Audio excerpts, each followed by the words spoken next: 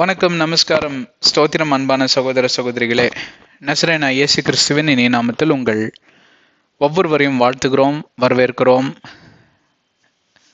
இந்த மாபெரும் சந்தர்ப்பத்தையும் இந்த அருமையான நன்னாளை தந்த பரலோக தேவன் எம்பெருமானாகிய இயேசு கிறிஸ்து மற்றும் அவருடைய பரிசுத்த ஆவியானவர் நாம் யாவருக்கும் உதவி செய்யக்கூடிய துணையாளராய் இருக்கிறவர். இந்த திருத்துவத்திற்கு எல்லா துதிகன மகிமை, எல்லா நன்றிகளையும் நாங்கள் ஏறெடுக்கிறோம். இந்த நாளில் கூட நாம் எந்த திசையிலே திரும்பினாலும் பாவம் இவ்வளவுதான் இல்லை, அவ்வளவு அதிகரிக்கக்கூடிய ஒரு சூழ்நிலையை நாம் பார்த்து கொண்டிருக்கிறோம்.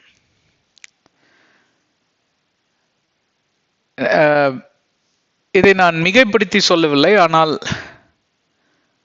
ஒரு யதார்த்தமான ஒரு நிதர்சனமான உண்மை என்னவென்றால், இது பாவம் என்றே அறியாமல் இன்றைக்கு ஜனங்கள் அங்கே செல்வதும் இங்கே செல்வதும், இதை செய்வதும் அதை செய்வதும், இவர்களோடு கூட இணைந்து உறவு வைத்துக் கொள்வதும் அவர்களோடு இணைந்து உறவு வைத்துக் கொள்வதும், இதெல்லாம் தேவனுடைய கண்களில் பிரியமான காரியமா இருக்கிறதா இல்லையா என்று சொல்லி ஒருவரும் திரும்பி பார்ப்பதில்லை. இன்ஃபேக்ட் தேவன், கடவுள், கர்த்தர் என்று சொன்னாலே தலை திருத்தி ஓடக்கூடிய ஜனங்கள் தான் இன்றைக்கு காணப்படுகிறார்கள். நாங்கள் இவ்வளவு நேரமும் யாரை குறித்து பேசிக் கொண்டிருந்தோம் என்றால் கிறிஸ்துவர்களை குறித்து மட்டுமே. இந்த சேனல்ல நாங்க எந்த விதமான மதங்களையும், எந்த விதமான மதவாதிகளையும், எந்த விதமான அரசியல்வாதிகளையும், எந்த விதமான வேற பிரிவை சேர்ந்தவர்களையோ நாங்கள் என்றைக்குமே குறிப்பிட்டு பேசினதே கிடையாது. அது எங்களுடைய ஊழியமோ அழைப்போ கிடையாது. எங்களுடைய ஊழியமும் அழைப்பும் என்னவென்றால், நாம் கிறிஸ்துவர்களா இருக்கக்கூடியவர்கள், நம் சகோதரர் சகோதரிகளா இருக்கக்கூடிய கிறிஸ்தவர்கள் சரியாக தான் வாழ்ந்து கொண்டிருக்கிறோமா? தேவனுக்கு பிரியமான காரியங்களை தான் செய்து கொண்டிருக்கிறோமா? வேதாகமத்தினுடைய அடிப்படையில, மூக்கு நுனியில வேதாகமம் உங்களை நோக்கி பார்க்கும் என்றால், வேதாகமத்தின் கண்களில் நீங்கள் யாவரும் பேர் பெற்றவர்கள், பிரியமானவர்கள், பரிசுத்தவான்கள், நீதிமான்கள் என்று சொல்லி வேதாகமம் உங்களை இப்படியாக நியாயம் தீர்க்குமா? இல்லை, பாவிகள் என்று சொல்லி பாவம் செய்து எல்லாரும் மகிமை இழந்தவர்கள் என்று சொல்லுமா? இங்க வேதாகமத்தை ஏன் நாங்கள் அடித்தளமாக கொண்டு நிறைய காரியங்களை சொல்லிக்கொண்டே வருகிறோம் என்றால், கடைசி நாளிலே நியாய தீர்ப்பு சிங்காசனம், அதாவது வெள்ளை நியாய தீர்ப்பு சிங்காசனம் என்று சொல்லுவார்கள். அந்த நாளில வெளிப்பாடு 20வது அதிகாரம் 11 to 15 வசனத்தை வாசித்து பார்த்தால் நீங்களே அறிந்து கொள்வீர்கள். அந்த நாளில எல்லாரும், யாவரும், எந்த மதத்தை சார்ந்தவர்களா இருக்கட்டும், எந்த மொழியை பாஷையை சார்ந்தவர்களா இருக்கட்டும், எந்த ஜாதி, பெரியவன் சிறியவன், பணக்காரன் ஏழை என்று சொல்லி வித்தியாசம் பாகுபடுத்தப்படாதபடி அங்கே ஆண்டவருக்கு முன்பே ஒவ்வொருத்தனா வந்து நிற்கணும். அந்த நாளிலே அனைவரும் நியாயம் தீர்க்கப்படுவார்கள். எந்த நாடை எடுத்துக்கொண்டாலும் எல்லா நாடுகளுக்கும் ஒரு நியாய தீர்ப்பு சட்ட புத்தகங்கள் என்று கொடுக்கப்பட்டிருக்கும். Legislation, the book of legislation. அதை கொண்டாடுவதற்கு தான் நாம் இந்தியாவில் ரிப்பப்ளிக் டே என்று கொண்டாடுகிறோம். நிறைய பேர் மிலிட்ரி அணிவகுப்புகள் அப்படியெல்லாம் நடந்து கொண்டிருப்பதனால மிலிட்ரி ஃபார்மேஷன் டே என்று சொல்லி நினைத்து கொண்டிருக்கிறார்கள். கிடையவே கிடையாது. என்றைக்கு சட்ட புத்தகத்தை எழுதினார்களோ 1948ஆம் ஆண்டுல தான் அது எழுதப்பட்டது. சுதந்திரம் வாங்கி ஒரு வருடம் நிறைய என்ன சொல்றது, வல்லுநர்கள் எல்லாம், இந்த அரசியல் வல்லுநர்கள் மற்றும் என்ன சொல்றது, லா காலேஜில் படிச்சுட்டு பயங்கரமா வக்கீல், அட்வொகேட் எல்லாம் பண்ணவங்கலாம் சேர்ந்து அந்த கவுன்சில் ஃபார்ம் பண்ணி அதில் அம்பேத்கர்லாம் மேஜர் பிளேயர். அவர் அதுல இருந்தார். அவர்லாம் நிறைய பேர் பார்த்தீங்கன்னா ரிப்பப்ளிக் டே அம்பேத்கர் தினம்னே கொண்டாடுவாங்க. அம்பேத்கர் மட்டுமல்ல, நிறைய பேர் இருந்தாங்க அதுலலாம். அப்ப அந்த நியாய புத்தகத்தை எழுதின மாத்திரத்துல அந்த நியாய புத்தகம் தான் இந்த பீனல் கோடு சட்டம் என்று மாற்றப்பட்டது. சட்ட புத்தகம். அதை தான் லா காலேஜில் போய் இந்த லாயர்ஸ் எல்லாம் படிப்பாங்க. இன்னைக்கு வழக்காடுவதற்கு அந்த சட்ட புத்தகத்தை நீங்கள் படித்திருக்க வேண்டும், அறிந்திருக்க வேண்டும், அதை செயல்பாட்டில் நடைமுறைக்கு கொண்டு வர வேண்டும். அந்த சட்ட புத்தகத்தின் அடிப்படையில தான் நீங்கள் யாவரும் அங்க ஜட்ஜ், நியாய தீர்ப்பு கொடுக்கக்கூடிய ஜட்ஜ் இருப்பார். நீதிபதி என்று சொல்வார்கள் இல்லைங்களா. நீதிபதி முன்பே magistrate court judge, session court judge, supreme court judge, high court ஜட்ஜுன்னு வேரியஸ், அதாவது நிறைய தரப்பட்ட நீதிபதிகள் இருப்பார்கள். நீதிபதிகளுக்கு முன்பே அங்கே public prosecutor, defence lawyer, government தரப்பாக வாதாடக்கூடியவர் பப்ளிக் ப்ராசிக்யூட்டர், இது குற்றம் தான் என்று சொல்லி, அவர் டிஃபென்ஸ் லாயர் இல்ல என் கட்சிக்காரர் நிரபராதி என்று சொல்லி அவர் வழக்காடுவார். இவங்க 2 பேரும் வழக்காடுவது அவங்க குடும்ப சண்டை, அவங்க சோக கதை, சொந்த கதையெல்லாம் பேசிட்டு வழக்காடினால் நீதிபதி 2 பேரையும் வெளியே போங்கடான்னு சொல்லி கேசஸ் அர்ஜென்ட்னு தள்ளி வச்சிருவார். அதே இவர்கள் 2 பேரும் அந்த அரசியல் சாசனத்திலிருந்து, அந்த சாசனம் என்று சொல்வார்கள் இல்லைங்களா, லா புக், அந்த penal code section 344, section 420, section 377 இப்படிப்படி அவர்கள் குற்றம் செய்தார்கள் என்றால் நீதிபதி புரிந்து கொள்வார். ஏன்னா அந்த லாங்குவேஜ் மட்டும்தான் அவருக்கு புரியும். அதே மாதிரி எந்த விதமான நாடுகளுக்கு நீங்க சென்றால், அமெரிக்கா, சிங்கப்பூர், யூரோப், எங்கே சென்றாலும், எந்த கண்டம், ஆஸ்திரேலியா கண்டம், ஐரோப்பு கண்டம், எங்கே சென்றாலும் இந்த விதமான புத்தகங்கள் அந்தந்த நாட்டோட பாஷையில, அந்தந்த நாட்டுக்கோடைய கல்ச்சருக்கு ஏற்றவாறு அந்த சட்டத்திட்டங்கள் இருக்கும். மிடில் ஈஸ்ட் பார்ப்பீங்களானால், மத்திய கிழக்கு தேசங்களில் பார்ப்பீங்கன்னா, அரேபியா தேசங்கள்லாம் இன்னும் ரொம்ப பயங்கரமா இருக்கும் அந்த சட்டத்திட்டம். ஏன்னா பழைய ஏற்பாட்டின் பிரகாரம் பல்லுக்கு பல்லு, கண்ணுக்கு கண்ணு, கைக்கு கைன்னு, திருடுனா கையை வெட்டி போடுவாங்க.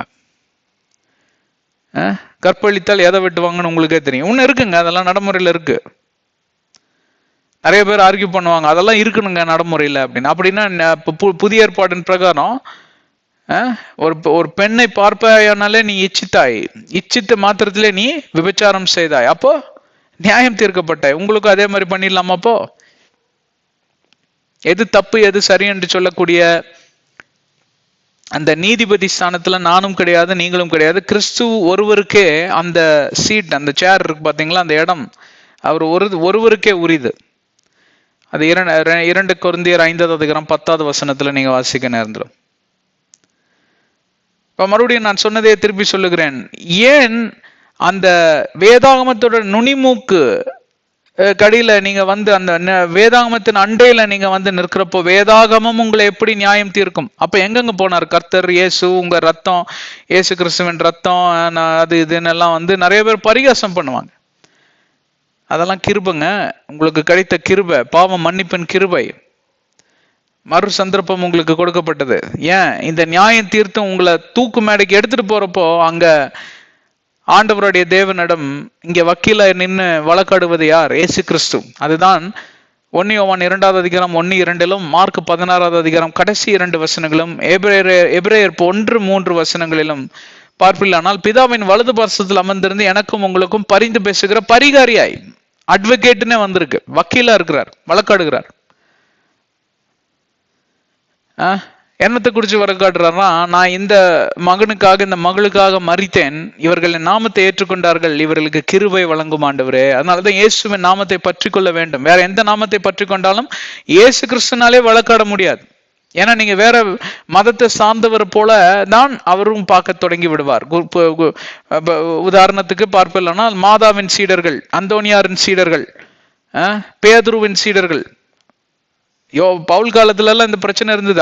அப்போலோஸோட சீடர்கள் என்று பவுலோட சீடர்கள் என்று சொல்லி 2 பேரும் அடிச்சுக்கிட்டானுங்க. அப்ப பவுல் அங்க குறிப்பிட்டு சொல்லுகிறார், நாங்க 2 பேருமா மறிச்சோம்? என்ன முட்டாள்தனமான சண்டையா இருக்குது, இந்த மாதிரிலாம் சண்டை போட்டீங்க தொலைச்சே போடுவேன்ட்டார் பவுல். பயங்கரமா எழுதியிருப்பார் அந்த கடிதத்துல. ஆக இயேசுவின் நாமத்தில் நீங்க அவரை பற்றி கொண்டுகிறப்போ இயேசு உங்களுக்கு வழக்காளியாய் மாடுகிறார், அங்க வழக்காடுகிறார், உங்களுடைய பிரச்சனைகளை குறித்து வழக்காடுகிறார். அங்க பிதாவானவர் நீதிபதி, அவர் நீதிபதியின் நீதிமான் நீதிபதி, அவர் நீதியின் ஸ்தானத்துல இருக்கிறார், நீதிபதியா இருக்கிறார். அவர் இந்த கேஸை பார்த்துட்டு அவர் சொல்லுகிறார், இயேசு கிறிஸ்து இவர்களுக்காக தான் நான் மரித்தேன், கிருபை கொடுக்க வேண்டும். ஆண்டவர் சொல்றார், அப்ரூவ்ட், ஓகே, நோ ப்ராப்ளம், மன்னிக்கப்பட்டது, இவனை விடுதலை பண்ணுகிறேன். அடுத்த முறை பாவம் செஞ்சுட்டு வரையா, அதே மாதிரி ஆண்டவராக இயேசு கிறிஸ்துவிடம் மன்றாடுகிறாயா, அவர் நாமத்துல மறுபடியும் கிருபை உண்டு. இப்படியே பண்ணிட்டே இருக்கலாமா ஒரு 30 வருஷம் 40 வருஷம்? இல்ல. அதுதான் சங்கீதம் 103:9 வசனம் சொல்லுகிறது. ஒரு கட்டத்தில் ஆண்டவராகிய தேவன். இயேசு கிறிஸ்துவும் பரிசுத்தாவியானவர் உங்களுக்காக பரிந்து பேசிக்கிட்டே தான் இருப்பாங்க. ரோமர் 8:26 வாசித்து பாத்துக்கோங்க. வாக்கு கடங்காத பெருமூச்சுகளோட பேசிக்கொண்டே இருப்பாங்க. அவங்க என்னைக்கு மாற மாட்டாங்க. ஆனா பிதாவும் மாற மாட்டாரு. ஆனால் பிதாவுக்கு ஒரு எல்லை உண்டு. அந்த எல்லை தான் ஒவ்வொருவருக்கும் கொடுக்கக்கூடிய கிருபையின் காலம். அந்த கிருபையின் காலத்துக்குள்ளார திருந்திரணும். அப்ப கிருபையின் காலம் எவ்வளவுங்க எனக்குன்னா யாருக்குமே தெரியாது. அந்த காலத்தை நோக்கி பார்க்கிறவன் துஷ்டன். வேதம் சொல்லுகிறது, எந்த எல்லை வரைக்கும் நான் சென்றால் பாவம் பாவம் அல்ல அப்படின்னு ஒருத்தர் கேட்டார். நீ இப்பவே பாவிதான். இந்த கேள்வி கேட்டோன்னே நீ பாவி ஆயிட்ட. நீ இது என்ன குதர்க்கமான கேள்வி? எந்த எல்லை வரைக்கும் சென்றால் நான் மலை உச்சியிலிருந்து விழுக மாட்டேன் என்று அப்படியே நகர்ந்து போயேன். ஒரு கட்டத்துல விழுந்த பிறகு உனக்கு பேனு கத்திட்டு விழுவ பார்த்தியா, அப்ப தெரியும் உனக்கு இந்த எல்லையில் இருந்து விழுந்தால் நான் மரித்து போவேன். அதுக்கப்புறம் நீ உயிரோடு இருக்க மாட்டேன். நீ திருப்பி என்ன நீ குதித்து மேலேயே போற, அவ்வளவுதான், செத்து போயிருவேன். நீ மரணம் நேரிடும்.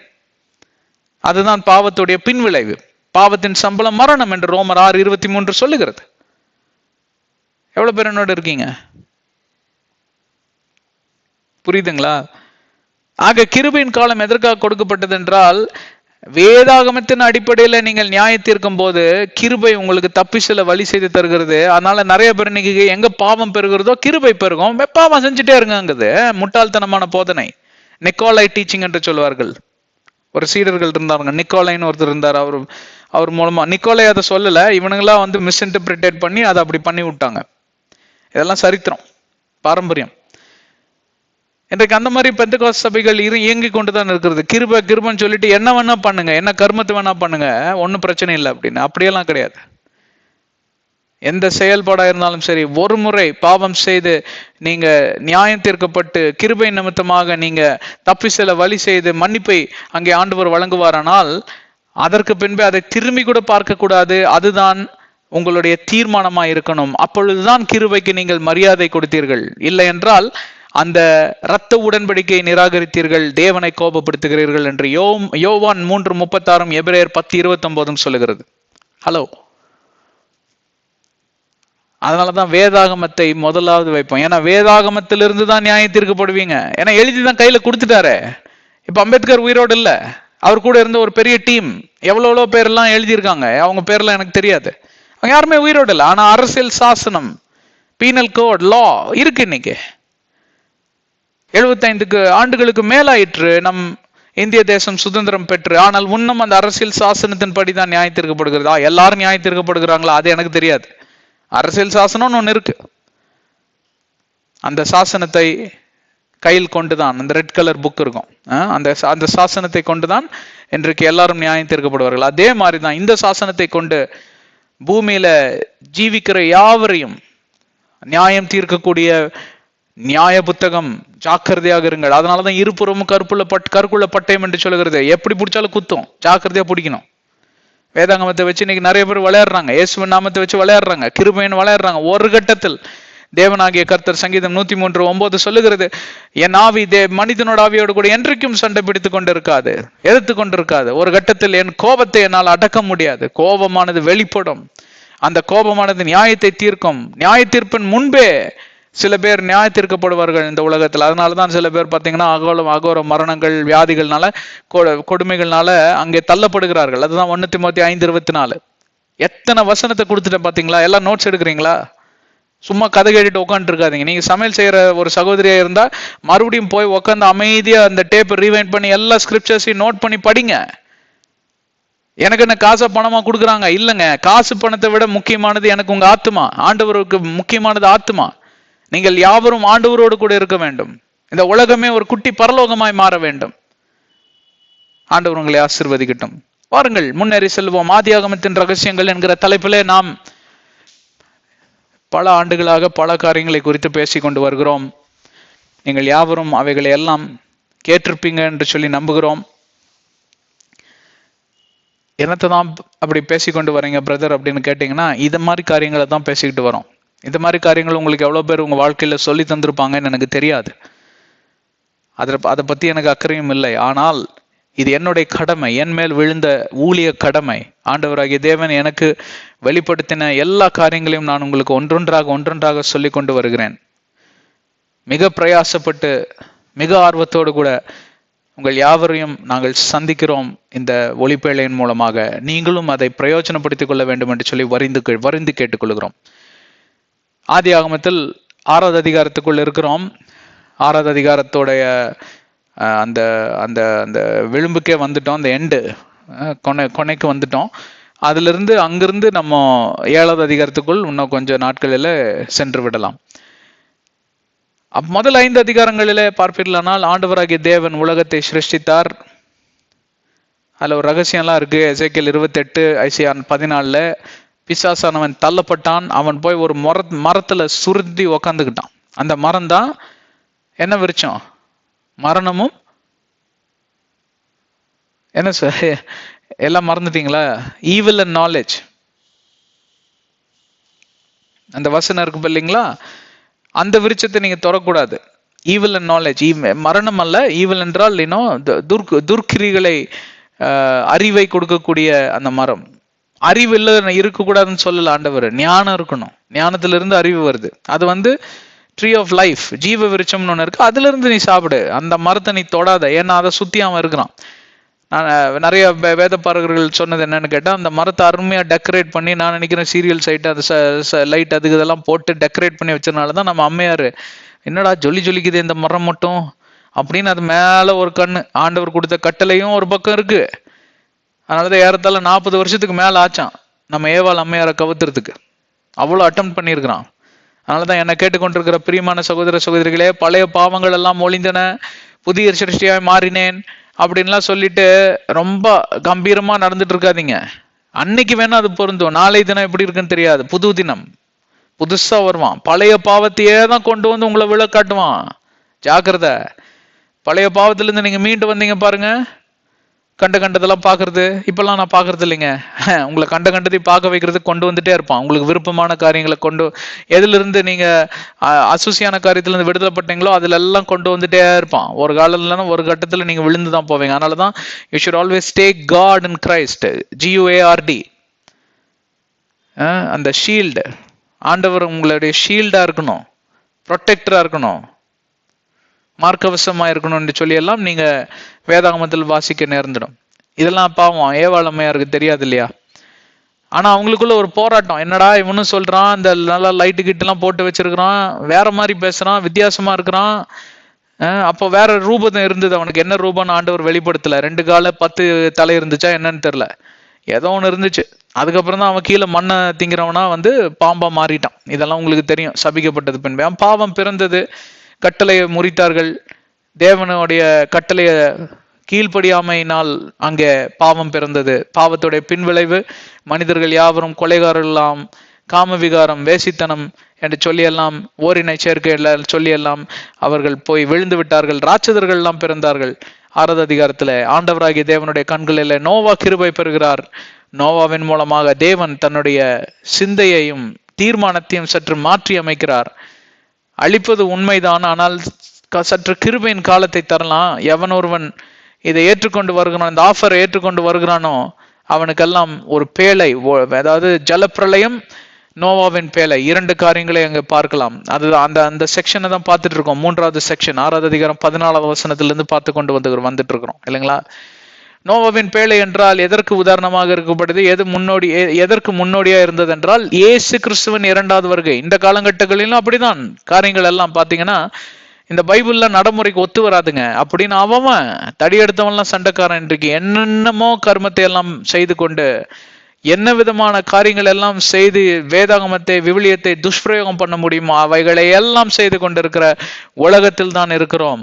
கிறிஸ்துவர்களை பற்றி மட்டும்தான் இப்ப வரைக்கும் பேசி கொண்டு இருக்கிறேன். நான் வேற ஆட்களை பத்தி பேசல. ஏன்னு கேட்டா அவங்க வேதாகமத்தை நிராகரிச்சுட்டாங்க. அவங்க வேற அவங்க முன்னோரின் கல்ச்சர் அவங்க பின்பற்றி கொண்டு வந்தாங்க. அவங்க வேதாகமத்தின் அடிப்படையில வரல. ஆனாலும் நியாய தீர்க்கப்படுவார்கள். வேதாகமத்தை நிராகரித்ததை குறித்து அவர்கள் வருத்தப்படுவார்கள். அவர்களுக்காக நான் துக்கப்படுகிறேன். அவர்களுக்காக வரிந்து வேண்டிக் கொள்ளுகிறேன். பேரெல்லாம் தெரியாது, பட் எல்லாத்திற்காகவும் வேண்டிக் கொள்ளுகிறேன். ஆனால் இங்கே கிறிஸ்துவர்கள் என்று சொல்லி மாறை தட்டி கொண்டு அங்கே எங்கேயும் அலைந்து கொண்டிருக்கிறீர்கள் அல்லவா? நான் கிறிஸ்துவன், அதனால எனக்கு பரலோகம் நிச்சயம். யார் சொன்னா உங்களுக்கு? கிறிஸ்துவோடைய நடத்தை இருக்க வேண்டும், கிறிஸ்துவோடைய சிந்தை இருக்க வேண்டும் என்று பிலிப்பியர் 2:1-11 சொல்லுகிறது. இருக்கிறதா?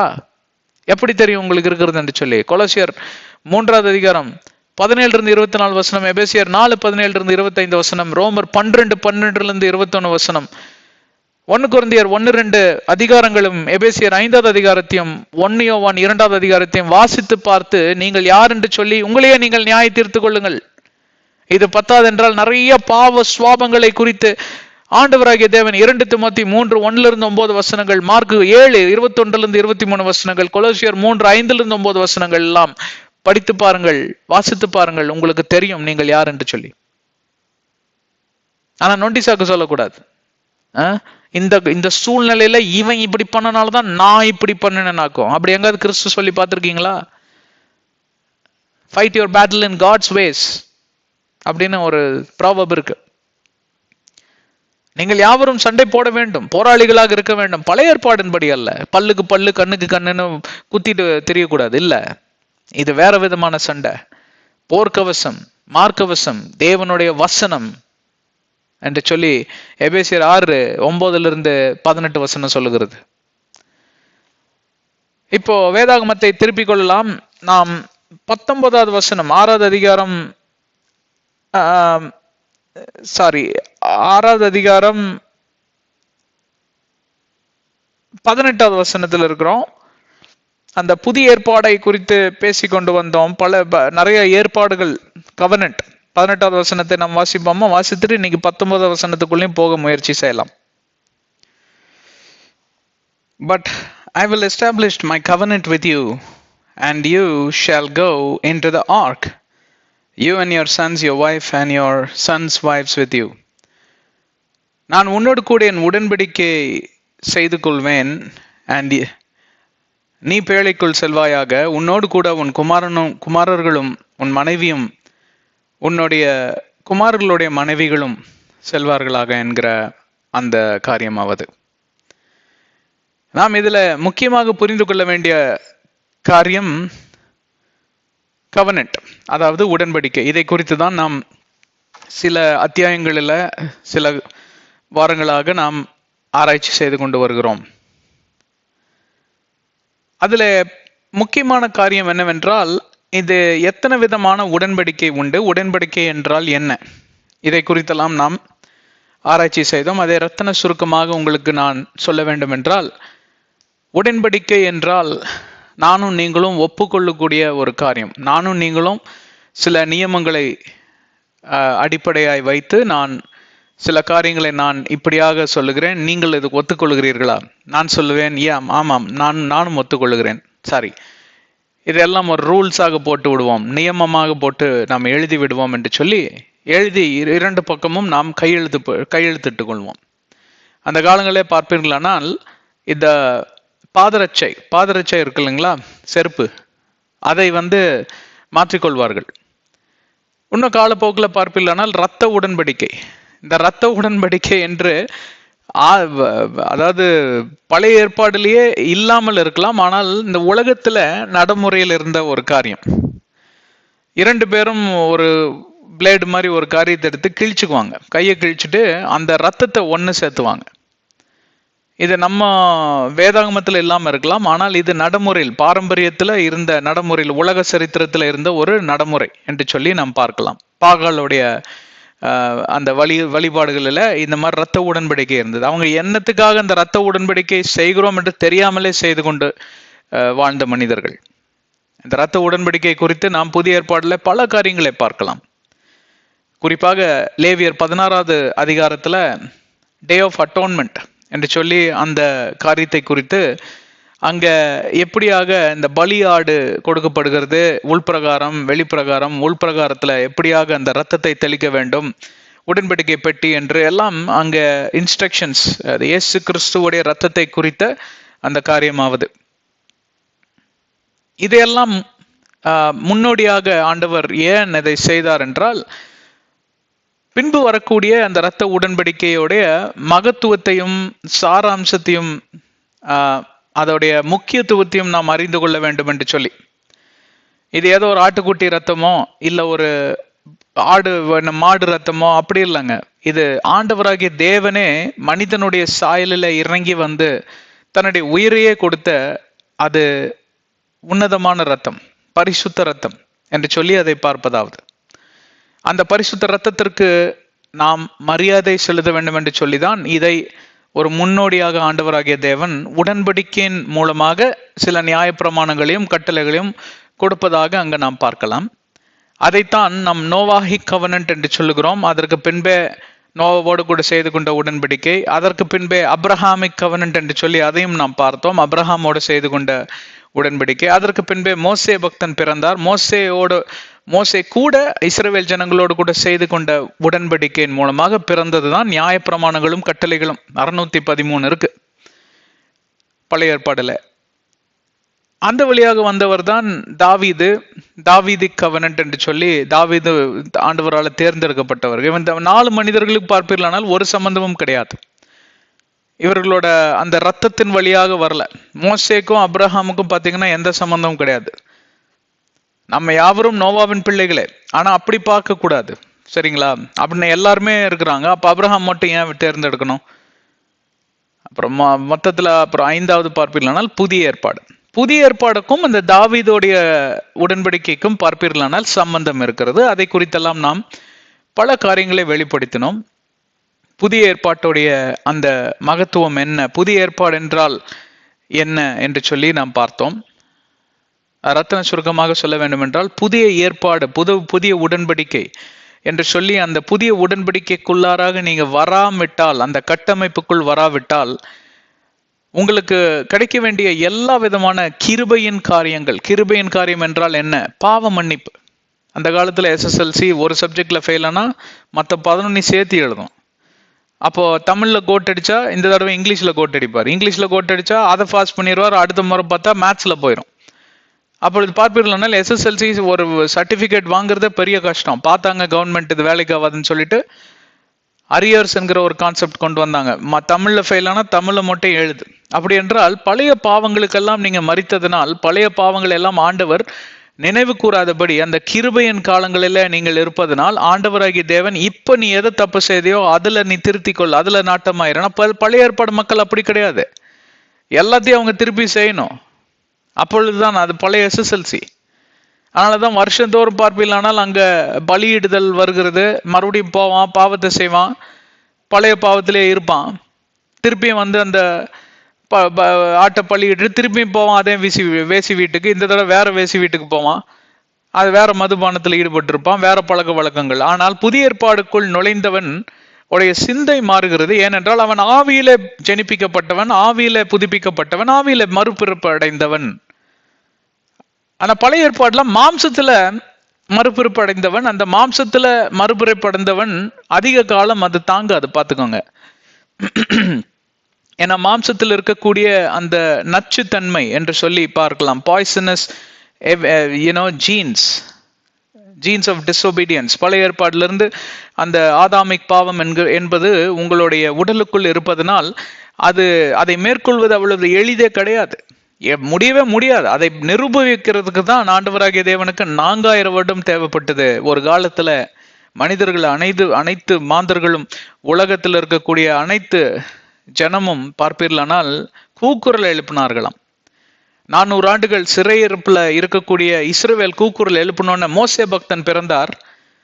அதே மாதிரி கடைசி 400 ஆண்டுகள் தீர்க்க தரிசனங்களும் கிடையாது, தீர்க்கதரிசிகளும் கிடையாது. இயேசு கிறிஸ்து பிறக்கிறதுக்கு 400 ஆண்டுகளுக்கு முன்பே அவர்கள் கூக்குரல் எழுப்பினார்களாம், எங்களுக்கு இந்த மாம்சத்திலிருந்து விடுதலை வேண்டும், மாம்சத்துடைய இந்த இச்சையிலிருந்து, மாம்சத்துல நாங்கள் வீழ்ந்து போகக்கூடிய இந்த காரியத்திலிருந்து எங்களுக்கு விடுதலை வேண்டும், எங்களுடைய தோல்விகளை நாங்கள் ஒத்துக்கொள்கிறோம்.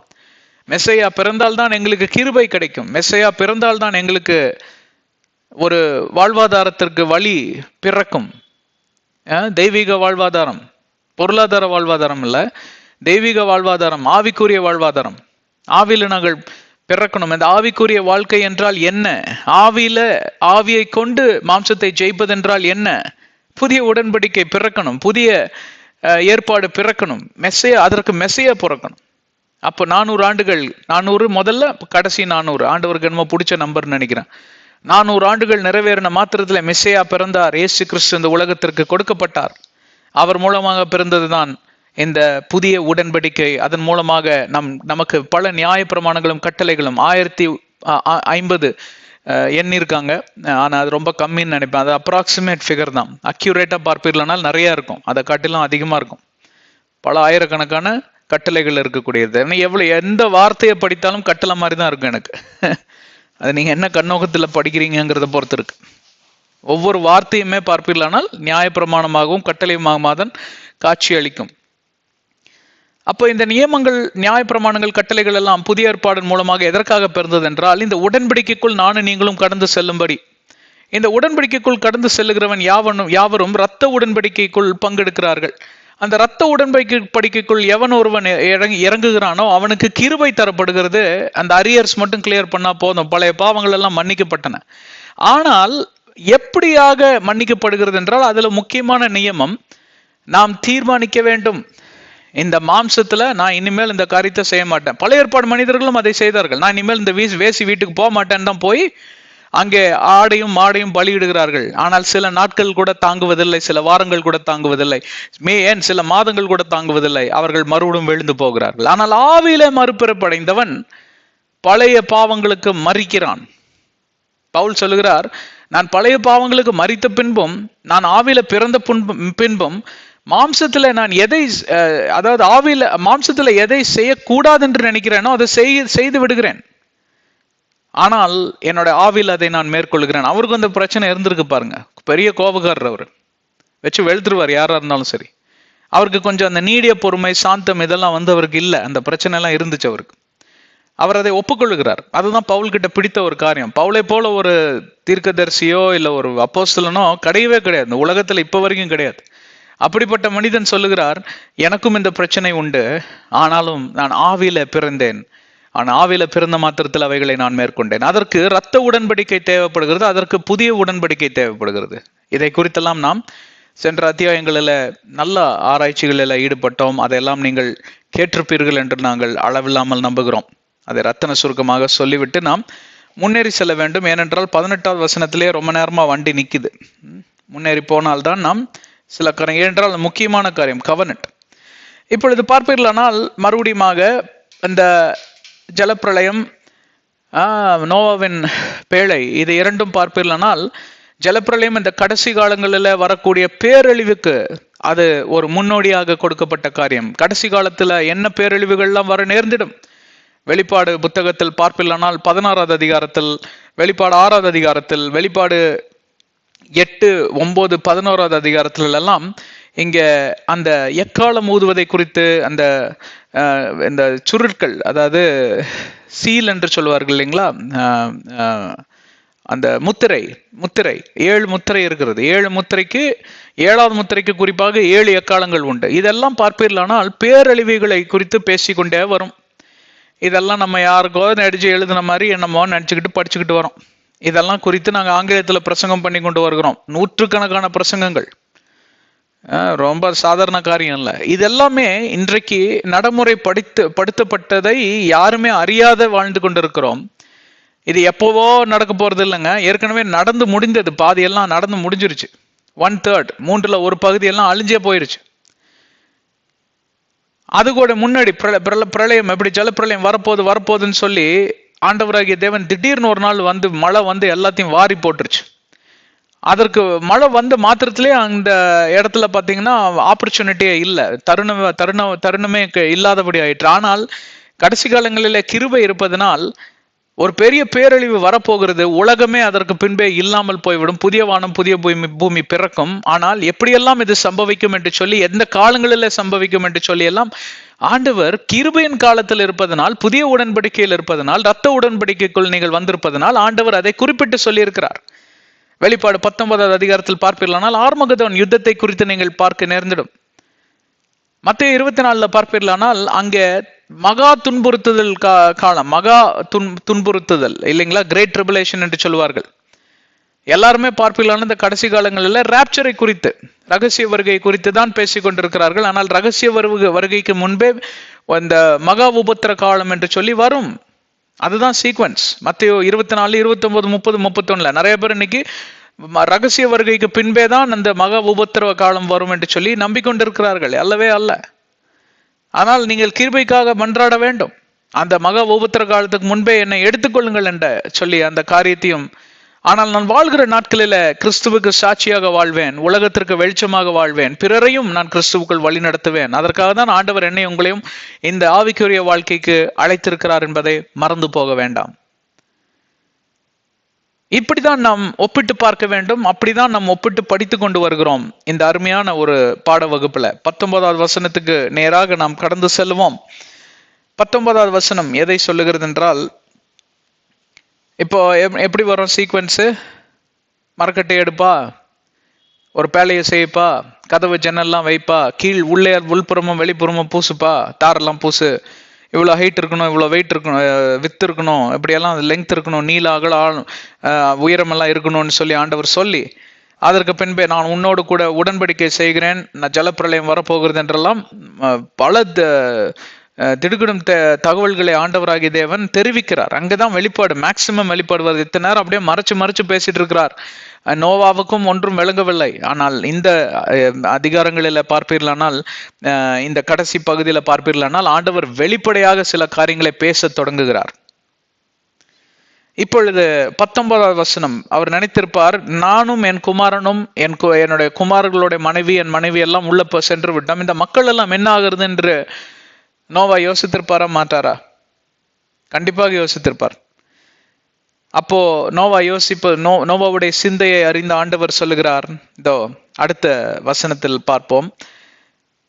And of every living thing of all flesh you shall bring 2 of every sort into the ark. இங்க ஒரு பிரேக்க போடுவோம். அங்க என்ன சொல்லுகிறார் என்றால், மாம்சத்தில் ஜீவிக்கக்கூடிய எல்லா கால்நடைகள், எல்லா மிருக ஜீவராசிகளும் நீ 2 ஜோடிகளாக அந்த பேழைக்குள் நீ நடத்தி செல்ல வேண்டும். To keep them alive with you, they shall be male and female. அவர்களை உயிரோடு கூட காப்பாற்றும்படி, preserving என்று சொல்லலாம், உயிரோடு கூட வைக்கும்படி, they shall be male and female. ஏனென்றால் மேல் ஃபீமேல், இன்னைக்கெல்லாம் காலம் மாறிடுச்சு.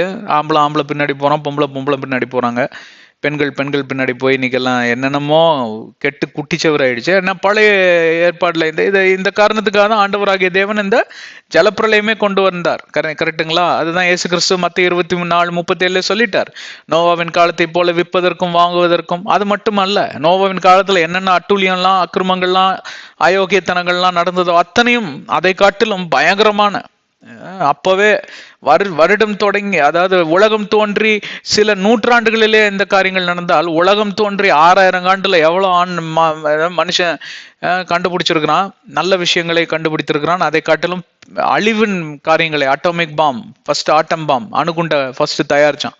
அப்புறம் அது மிஷின் கன் வடிவில் வந்துச்சு. எல்லாம் கன், பிஸ்டல் கிஸ்டல்னு இன்னைக்கு பார்த்தீங்கன்னா ஆயுதம் தான் இன்றைக்கு. எந்த நாடு ஆயுதங்கள் அதிகமாக வைத்திருக்கிறானோ அவனே வல்லரசு என்று சொல்லி அவனே சொல்லிக்கிறான். எதை குறித்து அவன் வல்லரசு என்று சொல்லி மாறை தட்டி கொள்ளுகிறான்? அழிவை குறித்து, உருவாக்குதலை குறித்து அல்ல, அழிவை குறித்து.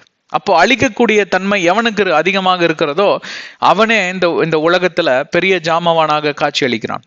எப்படி உலகம் மாறிடுச்சு பாத்தீங்களா? இப்படிதான் நோவா காலத்திலயும் இருந்தது. தடி எடுத்தவன்லாம் சண்டைக்காரன். எவன் ஒருத்தன் பலமா ஒருத்தனை அடிச்சு இது பண்றானோ, காலி பண்றானோ, அவன் தான் பெரிய ஒரு வல்லரசுங்கிற மாதிரி அந்த இடத்துல காட்சிகள் வன்முறையின் நிமித்தமாக இருந்ததை எல்லாம் நாம் பார்த்தோம்.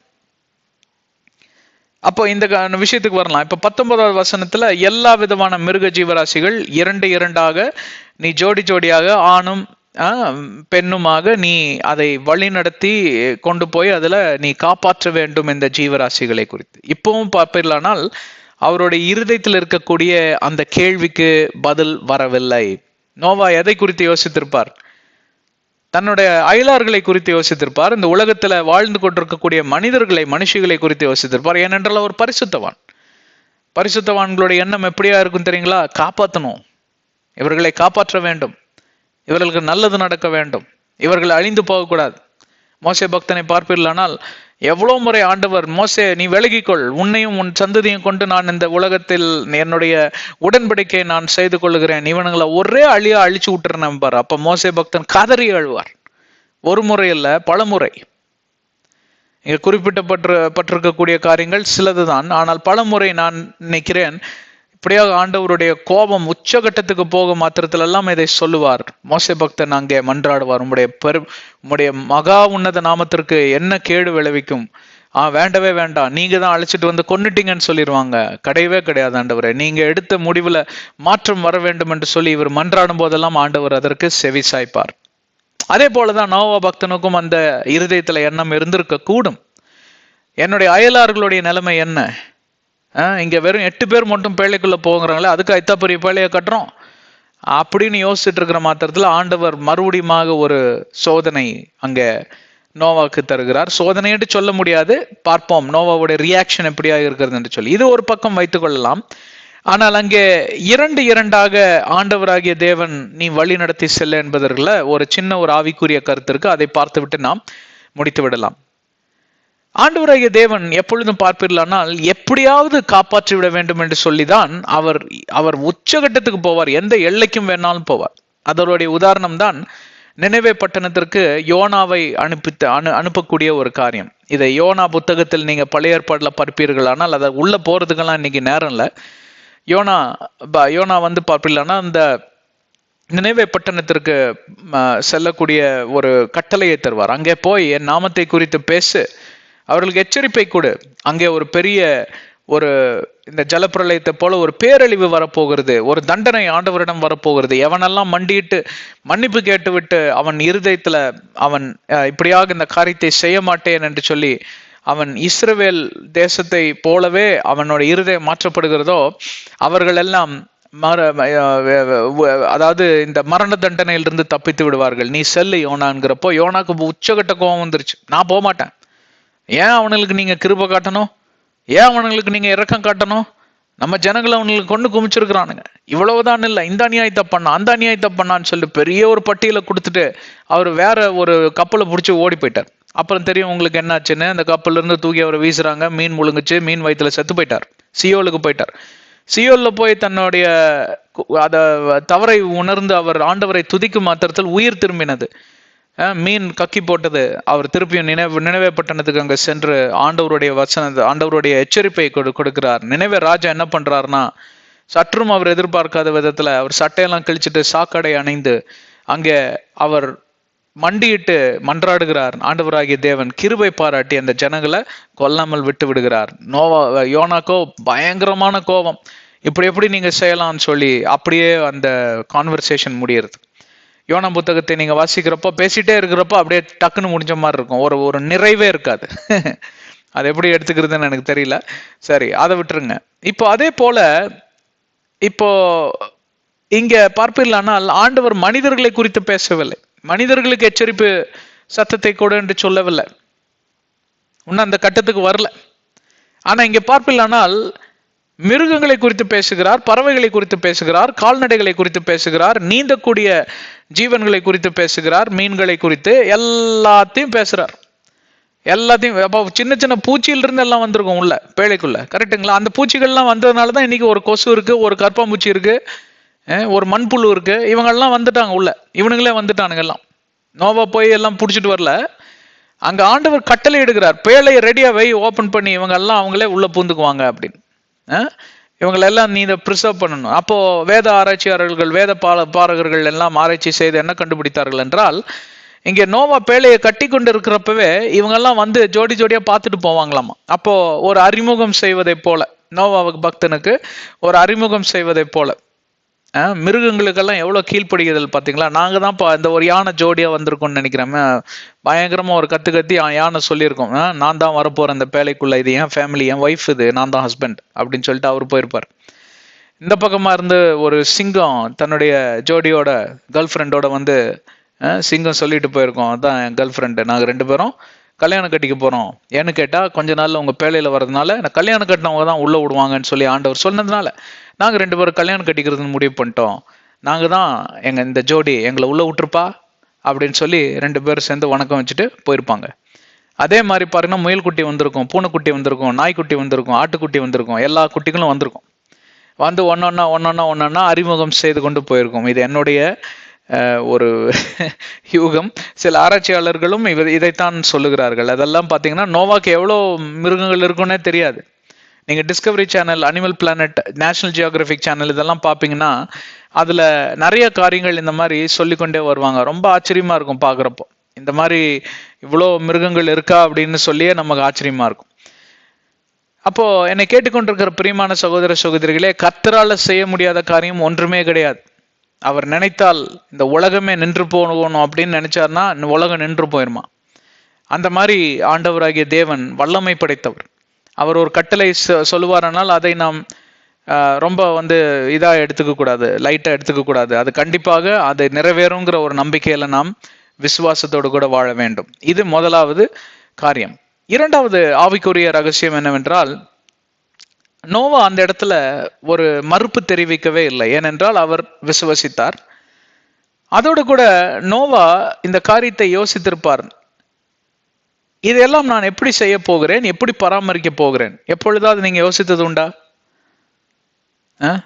சாத்தியமா? ஒட்டகச்சிம்னி, இது ஜிராஃப், இவங்க எல்லாம் வருவானுங்க உள்ள, அப்படியே பயங்கர கூச்சலும் கத்தலுமா இருக்கும். ஏன்னா அது மிருகம், அதுக்கு ஒன்றும் தெரியாது, கத்திக்கிட்டே இருக்கும். அந்த சவுண்ட்லயே பார்த்தீங்கன்னா ஹைப்பர் டென்ஷன் ஆகி பிளட் ப்ரெஷர் பிளட் வெசல்ஸ் எல்லாம் வெடிச்சு போயிருங்களாமா. அந்த அளவுக்கு சத்தம் வரும் பயங்கரமா. ஜூக்குள்ள போய் பாருங்க, எல்லாம் கத்துன்னு கத்தும், மிருகம்லாம் பயங்கரமா கத்தும். நீங்க 1 hour ஒரு 3 hour போயிட்டு வந்ததுனால உங்களுக்கு ஒரு பெரிய இது மாதிரி. அந்த ஜூ கீப்பர்ஸ் கிட்ட கேட்டு பாருங்க, அந்த ஜூ இருக்கு இல்லைங்களா, அதை பராமரிக்கக்கூடிய ஆட்கள்ல கேட்டு பாருங்க. ஐயோ சத்தம் தாங்க முடியலைங்க, தலை வலிக்குதுங்க, டெய்லி யானை கத்துச்சுன்னா எப்படி இருக்கும் தெரியுங்களா அப்படின்னு.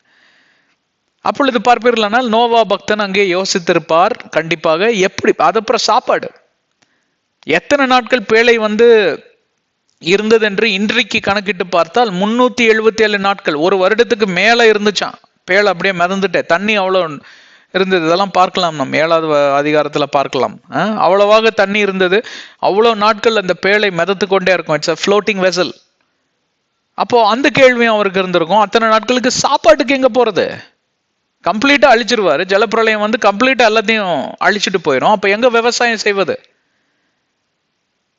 இதெல்லாம் யோசிச்சு பார்த்துருக்கீங்களா இன்னைக்கு? இதுதாங்க இந்த ரகசியங்கள்லாம் நீங்க தோண்டி எடுக்கணும். அது அப்போதுதான் ஆண்டவருடைய அற்புத புயங்கள். அவரால் கூடாதது ஒன்றுமே கிடையாது, ஒன்றுமே கிடையாது.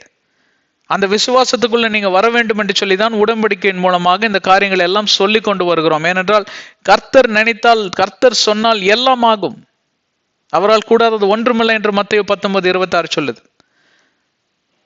இல்லைங்களா? அவருடைய வாக்குத்தத்தங்கள் எல்லாம் ஆமென் என்றும் இருக்கிறது என்று சொல்லி 2 கொரிந்தியர் 1:20 சொல்லுகிறது. அதற்கு இது ஒரு நல்ல ஒரு முன்னோடி, இது ஒரு நல்ல ஒரு உதாரணம். அப்போ இந்த கேள்வி டெஃபினட்டாக நோவாவுடைய இருதயத்தில் வந்திருக்கும். ஆனால் வேதப்பாரர்கள், ஆராய்ச்சியாளர்கள் என்ன சொல்றாங்க தெரியுங்களா? ஆண்டவராகிய தேவன் அதுக்கு ஒரு மெடிக்கல் நேம் வச்சிருந்தாங்க, நான் மறந்துட்டேன். ஒரு கோமா மாதிரி. இந்த மிருகங்கள் எல்லாம் உள்ள நுழைந்த மாத்திரத்தில் அந்த ஒரு கோமா இன்ஜெக்ஷன் போட்டா எப்படி இருக்கும், அனஸ்தீசியா இன்ஜெக்ஷன் போட்டா பாடி பாட்டுக்கு படுத்துட்டு இருக்கும், ஆனா மூச்சு இருக்கும். அந்த மாதிரி ஒரு கோமா ஸ்டேட்ல கொண்டு வந்துட்டார் ஆண்டவர். அப்போ இன்னொரு கேள்வி வந்திருக்கும் நோவாக்கு. என்னன்னு கேட்டா, இந்த யானை விட்டை, இந்த விட்டைகள்லாம் போடுங்களா, அதுல எப்படி கிளீன் பண்ணி வெளியில வீசுறது? எவ்வளவு கிளீன் பண்ணிட்டு இருக்கிறது? ரொம்ப கஷ்டம். அவ்வளோ பெரிய பேழையில தினத்துக்கும் பார்த்தீங்கன்னா இந்த 8 பேர் தான் சர்வன்ட்ஸ். அங்கே ஆயிரக்கணக்கான மிருக ஜீவராசிகள், கால்நடைகள், பறவைகள் எல்லாம் இருக்கும். ரொம்ப அப்படியே நாத்தத்தில் இவங்களே குடலை பிடிங்கிற நாத்தம். இவங்கனாலே உயிர் வாழ முடியாது. உண்மையா இல்லைங்களா? அதனால தான் இவர்கள் எல்லாம் ஆராய்ச்சி செய்து இதை கண்டுபிடித்திருக்கிறார்கள். இத்தனை நூற்றுக்கணக்கான ஆராய்ச்சிக்கு பின்பே ஒரு கோமா ஸ்டேஜ்ல அவங்கள கொண்டு அப்படியே தூக்கத்துல போட்டார். எப்படி இதை கண்டுபிடித்தார்கள் என்றால், ஏவாளை எப்படி ஆண்டவராகிய தேவன் சிருஷ்டித்தார் என்றால் anaesthesia. He anesthetized Adam and therefore he was able to perform a surgery, took his rib and he was able to create Eve. அங்கே ஒரு அறுவை சிகிச்சை நடந்தது, அதன் மூலமாக ஏவாள் பிறந்தாள். அப்படியே கையை உள்ள விட்டு அந்த ரிப் விழாவை எடுத்திருந்தால் வழியில துடிச்சிருப்பார்ல ஆதாம். அதனால ஆதாமை படுக்க போட்டு அப்படியே அனஸ்தீசியா, ஒரு கோமா ஸ்டேஜ்ல கொண்டு வந்துட்டார். ஒண்ணுமே தெரியாது அவங்களுக்கு. அனஸ்தீசியா, மயக்க மருந்து கொடுக்குறாங்க இல்லைங்களா, குளோரோஃபார்ம். அந்த மாதிரி ஒரு குளோரோஃபார்ம் இன்ஜெக்ஷனை போட்டு விட்டார் ஆண்டவர் எல்லாத்துக்கும். அப்போ அங்க எல்லாம் உறங்கி கொண்டிருக்கிறது. எவ்வளவு நல்ல ஆண்டவர் பாத்தீங்களா. அதாவது ஆண்டவராகிய காரியம், இதுல ஆவிக்குரிய ரகசியம் என்னன்னா, ஆண்டவராகிய தேவன் சில காரியங்களை நமக்கு வெளிப்படுத்துகிறப்போ, நமக்கு அறிவிக்கிறப்போ, இருதயத்தில் அறிவிப்பாரோ, ஒரு பாஸ்டரை கொண்டு அறிவிப்பாரோ, உங்க தரிசனத்தில் அறிவிப்பாரோ, இல்ல கனவில் மூலமாக அறிவிப்பாரோ, இல்ல வேதாகமத்தை நீங்கள் வாசிக்கிறப்ப, எனக்கு பல வெளிப்பாடுகள் வேதாகமத்தை வாசிக்கிறப்பதான் எனக்கு கிடைத்திருக்கு. பர்சனலா தனிப்பட்ட வாழ்க்கையில எனக்கு கிடைத்த வெளிப்பாடுகள், தரிசனங்கள் எல்லாம் வேதாகமத்தை வாசிக்கிறது. அப்படியே உறங்கி கொண்டிருக்கிறப்ப நான் ஒன்றை கண்டேன், அப்படியெல்லாம் நான் கதை விட மாட்டேன். எனக்கு அப்படி வந்திருக்கிறது. அந்த மாதிரி ஆவிக்குரிய அனுபவங்கள் உண்டு, ஆனால் மிக மிக குறைவு. ஆனால் வேதாகமத்துல நான் இந்த தியானத்துல ஈடுபட்டிருக்கிறப்போ, இந்த ஆராய்ச்சியில ஈடுபட்டிருக்கிறப்போ தான் பல வெளிப்பாடுகள் எனக்கு வரும். எனக்கு ஆண்டவர் சுட்டி காட்டுவார். பாத்தியா, இதுலெல்லாம் நீ கோட்டை விட்டுருக்க, பாத்தியா இதுலெல்லாம் நீ சரியா இல்லை. சில நேரங்கள்ல என்னை அப்ரிஷியேட் செய்வார். பாத்தியா இதுலெல்லாம் நீ நல்லா பண்ணியிருக்க, வெல்டன் வெல்டன் அப்படிம்பார். எப்படி? அதனாலதான் வார்த்தையில தியானமாக இருக்க வேண்டும்.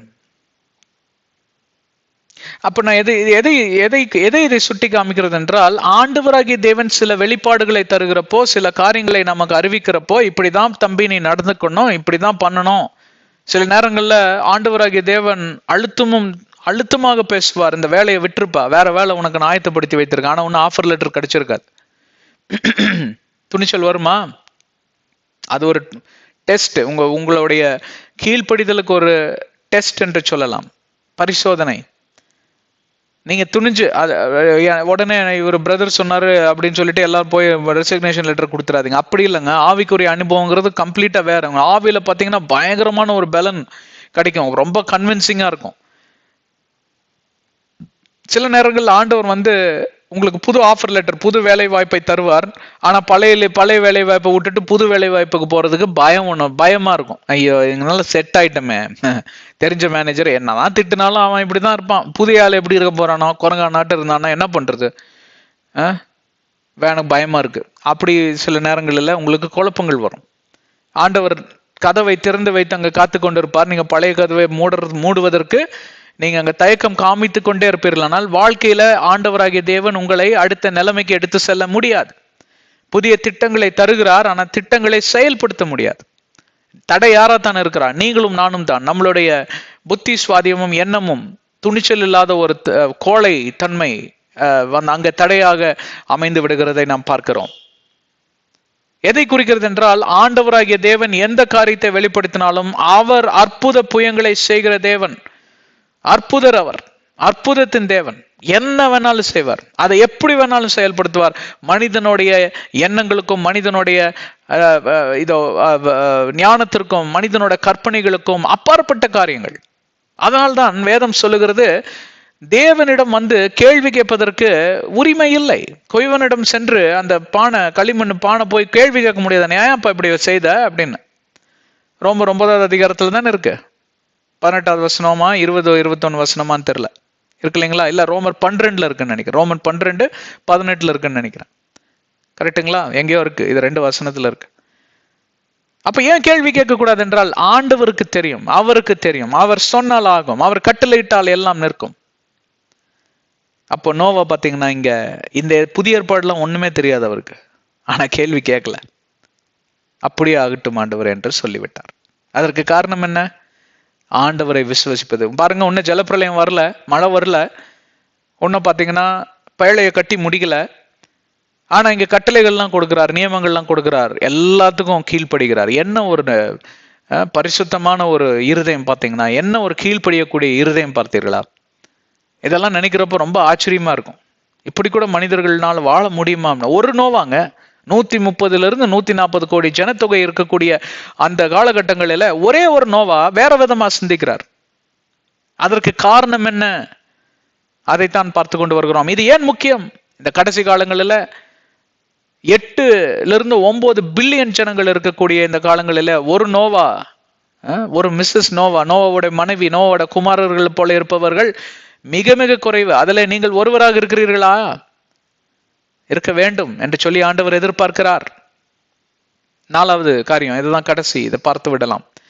ஆண்டவர் எப்பொழுதும் பார்ப்பீர்களானால் அவருக்கு எனக்கு பிடித்த வசனம் மத்தேயு 18:18, மத்தேயு 18:19, 20 எல்லாம் பார்ப்பீர்களானால், எங்கே 2-3 பேர் என் நாமத்தினால கூடியிருக்கிறீர்களோ அங்கே நான் உங்கள் மத்தியில வாசம் செய்வேன். ஆண்டவருக்கு எப்பொழுதும் பார்ப்பீர்களானால் ஐக்கியம், ஃபெலோஷிப் என்கிற அந்த காரியத்துல மிக மிக நாட்டம், மிக மிக பிரியமான ஒரு காரியம். அதனால்தான் பார்ப்பீர்களானால் இயேசு கிறிஸ்துவானவர் தன்னுடைய ஊழியத்திற்கு 70 பேரை தேர்ந்தெடுத்து அனுப்புகிறார். ஜோடி ஜோடியாக அனுப்புகிறார். 35 பிரிவுகளாக 2 பேராக அனுப்புகிறார். அவங்கெல்லாம் போயிட்டு வந்து லூக்கா 10ஆம் அதிகாரத்தில் நீங்கள் வாசிக்க நேர்ந்திடும். போயிட்டு வந்து நாங்க சொல்றாங்க, உங்க நாமத்திற்கு கட்டுப்படாதது ஒன்றுமே இல்லை, பேய்களை எல்லாம் நாங்கள் விரட்டினோம் என்று சொல்லி எல்லாம் பயங்கரமான சாட்சிகளை அங்க கொடுக்கிறார்கள்.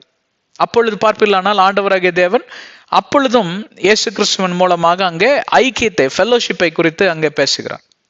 இந்த கடைசி காலங்களில் பார்ப்பீர்களானால் ஃபெல்லோஷிப் என்கிற காரியமே கிடையாது. பக்கத்து வீட்டுக்காரனுக்கு நீங்க ஹலோ எப்போ சொன்னீங்க? நான் சொல்லி பல வருஷம் ஆச்சு. அவர் பாட்டுக்கு போவார் வருவார். அவர் போற டைம் வேற, நான் போற டைம் வேற. ஒருவேளை பார்த்தா ரொம்ப ரேர் ஹலோ அப்படின்னு சொல்லுவோம் இல்லைங்களா? இப்ப கிராமத்திலாம் பாத்தீங்கன்னா இந்த வீதியிலிருந்து அந்த வீதி வரைக்கும் எல்லாத்தோட பேரும் எல்லாத்துக்குமே தெரியும். வீட்டுல என்ன சண்டை சச்சரவு நடந்தாலும் அந்த எண்டு வரைக்கும் எல்லாத்துக்கும் தெரியும். அவங்க எல்லாம் வந்துருவாங்க பஞ்சாயத்து செய்யறதுக்கு. அதனாலதான் பார்ப்பேன் ரொம்ப ஒரு ஐக்கியம் இருக்கும். அந்த எல்லாம் காலம்லாம் போயிடுச்சு. இப்போ பட்டணத்து வாழ்க்கை பார்ப்பீர்களானால் ரொம்ப ஏந்திரமான ஒரு வாழ்க்கை, மெஷின் லைஃப் மாதிரி. ஆண்டவர் அதை விரும்பவில்லைங்க. அதுக்கு நீங்க போறவங்களெல்லாம் கையை பிடிச்செழுத்து ஹலோ பிரதர் அப்படின்னு கட்டி பிடிச்சி முத்தம் கொடுக்கணும்னு சொல்ல வரல. அதுவும் தவறு தான். ஏன்னு கேட்டா இன்னைக்கு அதன் மூலமாக நிறைய காரியங்களை இழந்து போறாங்க. ரொம்ப கேர்ஃபுல்லா இருக்கணுங்க. ஆமா, கொஞ்சம் ஏமாந்தா அவ்வளவுதான், எல்லாத்தையும் இது பண்ணிட்டு போயிடுறாங்க. ஜாக்கிரதையாக இருக்க வேண்டிய ஒரு காலகட்டம். ஏன்னா மனிதர்கள் எல்லாமே தேவனுடைய பிரசன்னத்தை விட்டு விலகி போனதுனால பிசாசுடைய அந்த தந்திரங்களுக்கு ஆளாயிட்டாங்க. புதிய புதிய காரியங்கள்லாம் அந்த கிரிமினாலஜி டிபார்ட்மெண்ட் கண்டுபிடிக்கிறாங்க. திருடுறதுக்கெல்லாம் என்ன ஹைடெக் திருடர்கள் இன்னைக்கு ஏகப்பட்ட பேர் ஆயிட்டான். எப்படியோ யோசிச்சு திருடுறான். தலையை பிக்கிறாங்க போலீஸ் டிபார்ட்மெண்ட், எப்படிதான் இவனுங்களெல்லாம் பிடிக்கிறது. நிறைய கேசஸ் எல்லாம் ஒன்னும் சால்வ் பண்ணவே முடியல போலீஸ்னால. தலையை பிச்சுக்கிறாங்க. ஆமா, சால்வ் பண்ண கேசஸ் ரொம்ப கம்மி தான். முடிக்க முடியாத கேசஸ் தான் அதிகம். பெண்டிங்ல இருக்கக்கூடிய, நிலுவையில் இருக்கக்கூடிய கேசஸ் போய் பாருங்க, ஏகப்பட்டது இருக்கிறது. ஆனாலும் ஐக்கியம் தேவை, ஆவிக்குரிய ஐக்கியம் தேவை. அது எங்கே இருந்து தொடங்க வேண்டும் தெரியுமா?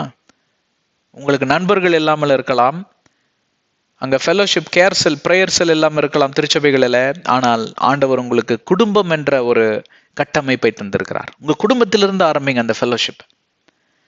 மனைவியிடம் ஆரம்பிங்க, அன்பு பிள்ளைகளிடம் இருந்து ஆரம்பிங்க. குடும்பமாய் உட்கார்ந்து ஜெபம் செய்யுங்க, குடும்பமாய் உட்கார்ந்து மன்றாடுங்க, விண்ணப்பங்களை ஏறிடுங்க. எல்லா நாளும் செய்ய முடியாவிட்டாலும் மேக்சிமம் முயற்சி எடுங்க, இல்லைங்களா? அப்புறம் தனிப்பட்ட வாழ்வு, அதாவது 2 விதமான ஐக்கியங்களை பார்க்கலாம். இதை சொல்லிவிட்டு நான் முடித்து விடுகிறேன். குடும்பத்தில் இருக்கக்கூடிய ஐக்கியமும் தேவனோடு கூட இருக்கக்கூடிய ஐக்கியம். Personal prayer is also needed and family prayer is also needed. ஒவ்வொரு நாளும் ஆண்டவரோடு கூட தனிப்பட்ட ஐக்கியம் இருக்க வேண்டும். அந்த உறவு இருக்க வேண்டும். 30 நிமிஷம் ஜெபிக்கிறீங்களா, 1 மணி நேரம் ஜெபித்தால் தான் பரலோகத்துக்கு செல்வீங்க அப்படின்லாம் இல்லை. ஒருத்தர் சொன்னா 2.5 மணி நேரம் ஜெபிச்சாதான் பரலோகத்துக்கு போவோம். என்ன பிரதர் அது கணக்குன்னா, 10ல் 1 பங்குங்க. 24 மணி நேரத்துல அப்படி ஜெபிக்கணும். 2 மணி நேரம் 40 நிமிஷம் கொடுத்தே ஆகணும் தெரியுங்களா அப்படிங்கிறார். எங்கிருந்து வந்ததெல்லாம்? எவ்வளவு நேரம் ஜெபிக்கிறோன்னு இல்லை, இருதயத்திலிருந்து எப்படி நீங்க ஊற்றி ஜெபிக்கிறீங்கிற இந்த காரியத்தை நீங்க கையாள வேண்டும். தேவனோடு கூட இருக்கக்கூடிய உறவு முக்கியம், குடும்பத்தில் இருக்கக்கூடிய அந்த ஐக்கியம் முக்கியம். இதை 2ஐயும் நீங்கள் கடைபிடிப்பீர்களானால் தேவனோடு கூட நீங்கள் கிட்டி நெருங்கலாம். இதோடு கூட நாம் இந்த அத்தியாயத்தை நிறைவு செய்வோம். 19வது அதிகாரத்தில் இருக்கக்கூடிய சில கேள்விகளுக்கு பதில் நாம் அடுத்த வசனத்துல, நாம் அடுத்த அத்தியாயத்தில் வருகிறப்ப நாம் அதை எல்லாம் கண்டுபிடிக்கலாம். என்ன கேள்வி? மனிதர்கள் எல்லாம் எங்கப்பா, மிருகத்தெல்லாம் பேசுறாரு, பறவைகளை பத்தி பேசுறாரு. பேசுவோம். அதெல்லாம் ஆண்டவர் யோசிக்காம இருப்பாரா? படிப்படியாக தான் ஆண்டவர் நடத்தி செல்வார். இன்றைக்கு நாம் கண்ட இந்த நியமங்களை எல்லாம் சற்று தியானித்து நீங்க பின்பெற வேண்டும் என்று சொல்லி இயேசுவின் நாமத்தில் உங்களை நாங்கள் அன்போடு வரவேற்கிறோம். கண்களை மூடி சிரங்களை தாழ்த்தி நாம் ஜெபிப்போம். அன்பின் பிதாவே, இந்த அருமையான வெளிப்பாடு நாளுக்காய் நன்றி. இந்த அத்தியாயத்தின் மூலமாக ஐக்கியத்தை குறித்து ஆண்டவரே, உமோடு கூட வைத்திருக்கக்கூடிய உறவை குறித்து எங்களிடம் நீர் பேசினீர். மற்றும் சில பல ஆவிக்குரிய ரகசியங்களை வெளிப்படுத்தினீர். அதற்காக நன்றி. இயேசுவின் நாமத்தில் ஜெபிக்கிறோம் பிதாவே, ஆமென். கர்த்தர் உங்களை ஆசீர்வதிக்கட்டும். எங்க சேனல்ல இணைந்திருங்கள். எல்லா வீடியோஸையும் பாருங்க, ஆங்கில வீடியோஸ் பாருங்க. வாட்ஸ்அப், ஃபேஸ்புக், ட்விட்டர், இன்ஸ்டாகிராம்லாம் ஷேர் செய்யுங்க. இந்த உலகத்தின் ரட்சிப்புக்காக ஜெபித்துக் கொள்ளுங்க. ஊழியக்காரர்களுக்காகவும் எங்களுடைய ஊழியத்துக்காகவும் எனக்காக ஜெபித்துக் கொள்ளுங்க. கொலோசியர் 4:3, எபேசியர் 6:18 இதைத்தான் சொல்லுகிறது. உங்களுக்கு ஜெப தேவைகள் இருந்தால் கர்த்தரிடம் மட்டும் செல்லுங்கள். இயேசுவின் நாமத்தில் மன்றாட்டுதலை ஏறிடுங்கள். கர்த்தர் உங்கள் தேவைகளை சந்திப்பாராக. அடுத்த அத்தியாயத்தில் சந்திப்போம். ஆமென், ஆமென்.